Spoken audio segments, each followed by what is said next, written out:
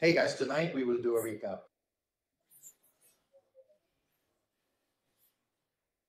of the path changes I made with the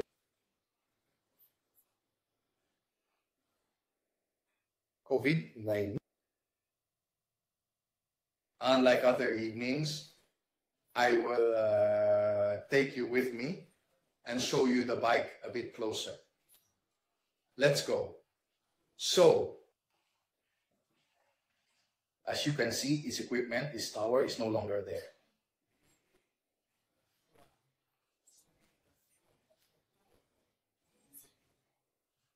Its tower.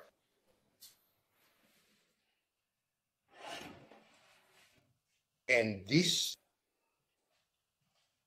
which was in this position, I replaced it with Uncle Bang's tower. Okay?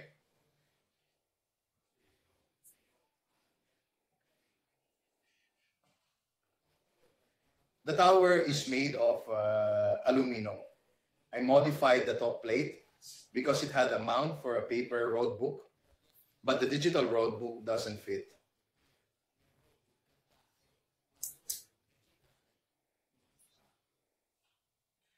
So,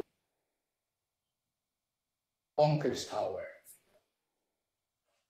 3 buttons have been applied here. This is basically the main key for the entire bike, headlights, and high beams, and power supply to the instrument. Why are these here? Because, as you can see, as I already mentioned, the dashboard is gone, replaced by the VLP digital roadbook, which in this case I position vertically.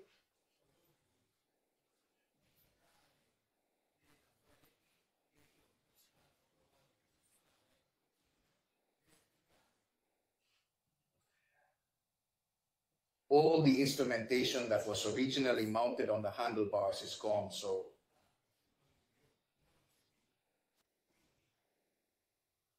indicators, buttons. All the right and left control panels are removed. I replaced it with the control panel for smooth it out nicely. To operate the digital roadbook, power off button, power on button. I removed everything else. The tower attaches directly.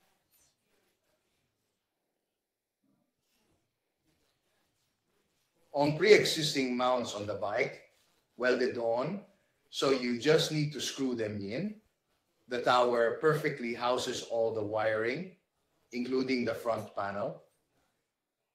And the tablet and the digital robot are nicely hidden and protected by plexiglass, by polycarbonate. I added the handguards, which weren't there originally.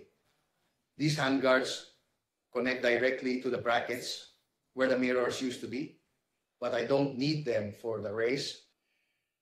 I got these from the English site, Kove Power, and the 2 main sites where I bought the materials are Kove Power in England,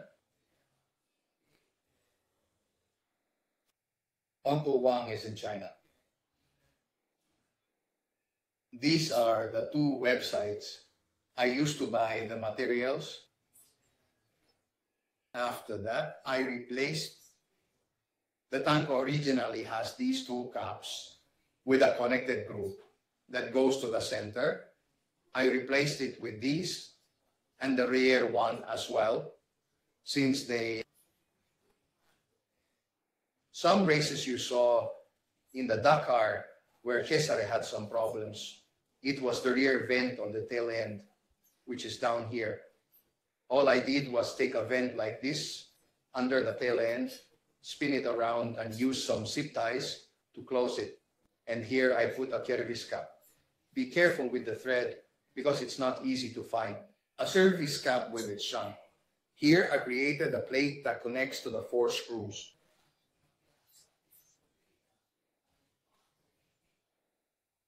Torgo Illina. I find the digital, remove the seat. It attaches to the 4 screws. Below, I've placed a rigid sponge so that the Enduristan storage box, which is a bit wedge-shaped, fits perfectly. The weight is then distributed not onto the fender, but onto the supports made for it. I'll tell you how it goes because I still have to test it, but technically they have special hooks and not directly on the plastic, so it should last well. Here is the control unit. The control unit that was replaced, which I replaced. I can't remember where I put the other control unit, but I have it. Replacing the control unit is super easy, just 2 screws and a clip. You install the PRO control unit to have an open filter and free exhaust PRO control unit. This here is the filter group, as you have seen before. Unlike the original, this one is the replacement filter group. There are 4 screws to replace it. 4 screws. It goes directly here. And here is the throttle body. You disassemble it, open it, disassemble it, replace it, and screw it back. Super simple. See the difference? This is the intake, and this is the intake. This control unit is for this type of air intake. This one obviously is Euro 5. This one isn't. This one is made only for competitions, for racing, not for street use. But replacing it doesn't go into details since it's extremely simple. Filter group, 100 euros.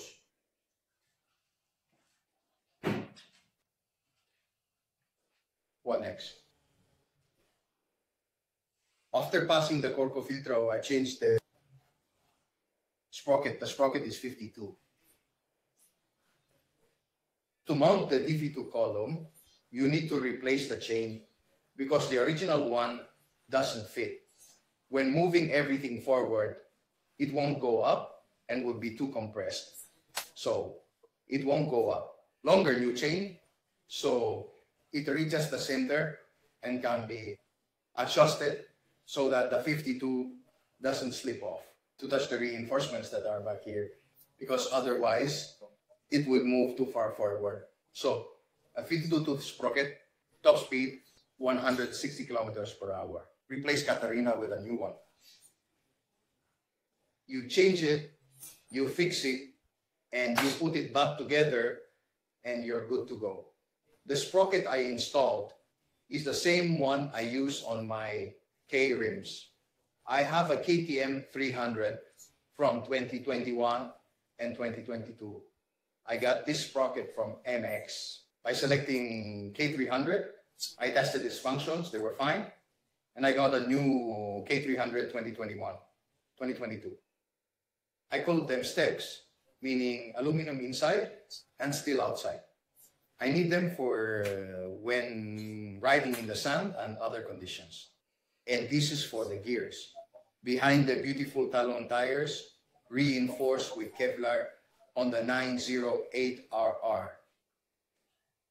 Other modifications. There's the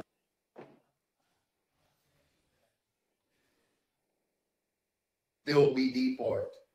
This port communicates directly with, because I connected it via Bluetooth, with the digital roadbook and with the app from MD2. Now, obviously, the bike is off, so it doesn't give you data. In these sections, you will see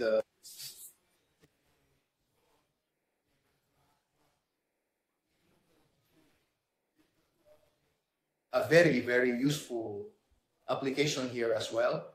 And I won't go into details because whoever wants can delve into it and discover it's very simple. But the point is that by removing all the instruments and connecting this with this and with this digital road book of the VLP, you will get the tachometer, and all the instrumentation, and it places everything right here so you won't be blind. This is really cool.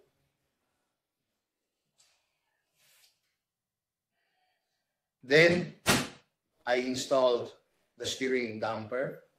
I won't go into details because here you just unscrew the handlebar, 2 screws, put it back together, and the damper is nicely installed. Right now it's all loose, but during the race, it's a whole different story. So, all right, on this side there's the wiring.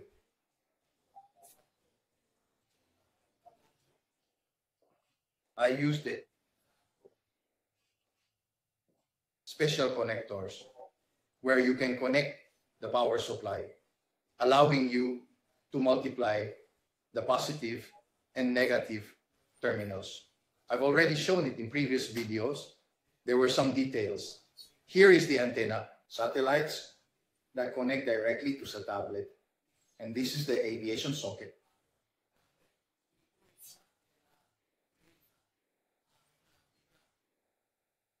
For the tablet, for the digital roadbook. Fundamental. Here we have Diego, who will accompany me in all our and my adventures. I tried to place the camera up here. It's kind of an experiment, more than an experiment.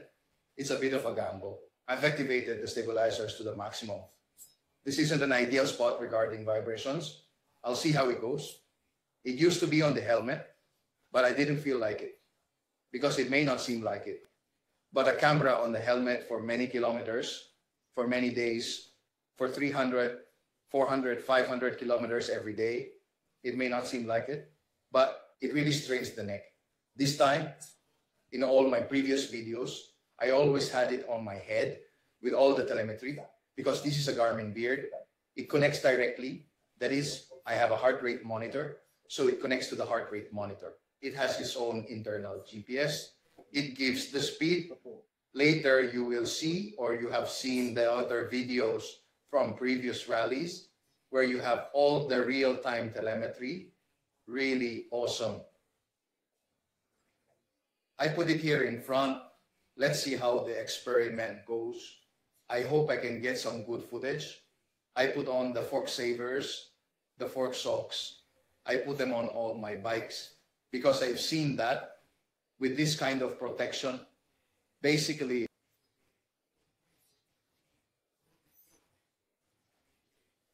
I never had to change who. Paroli. It might be a coincidence, I don't know, but I do it anyway. Then there are accessories attached everywhere, zip ties, keys that are needed in the race to make quick repairs on the bike.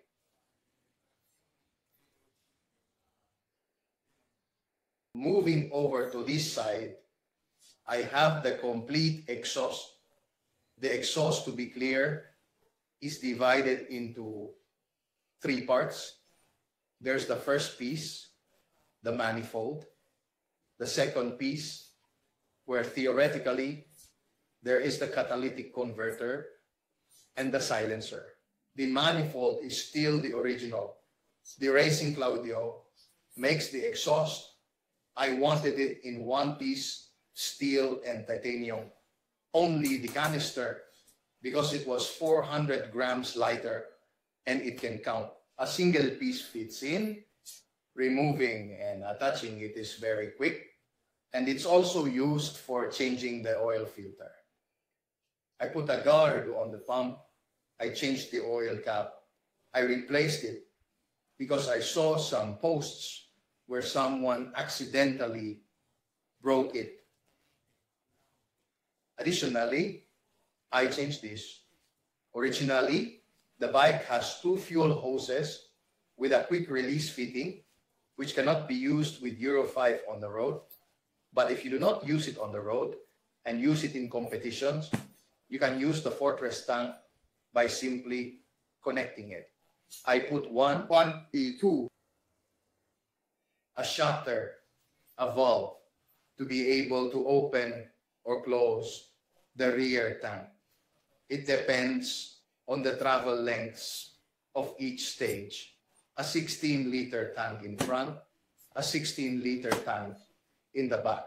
In some rallies, we basically fill the front, I'll fill the front, keep a couple of liters in the back, closed, just in case you get stuck, run out of gas, you can open and know you have your 2 liters to get you out. The bike from the sand or the trail. Final part, and I edited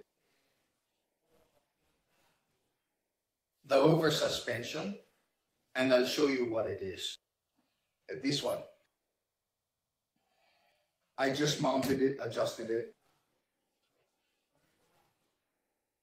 and I will tell you how I find it in racing on the track. Theoretically, this goes to give extreme grip to the rear. At speed, when you need to slow down the tire, when it skids, as you accelerate, it jumps and then grips and doesn't grip.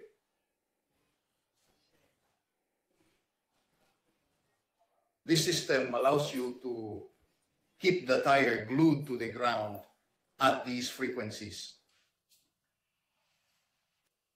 Oh, I changed it. I shortened the license plate holder. This is its original one. This one's much wider. This is the original. I practically cut and filed it down. It's perfect. I put a license plate holder on it, a click latch for some races where it's needed. In other races, it's not needed. When I don't need it, I leave it off to avoid losing it and having to re-register the bike.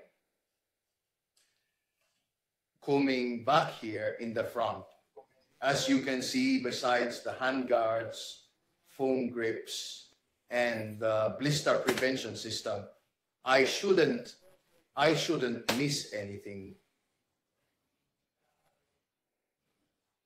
I hope. And if I forget something, oh well, guys, if you need anything, like always, like many have asked me, have called me, I'm always available. Friendly. Folks, that's it for tonight. Have a good evening. Bye-bye.